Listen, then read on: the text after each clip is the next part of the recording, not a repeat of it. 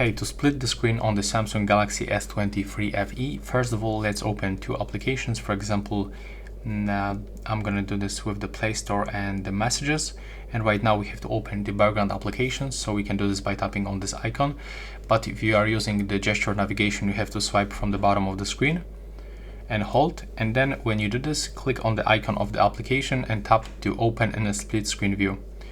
Then you can select this second application, so the messages, and as you can see right here, I'm able to open, for example,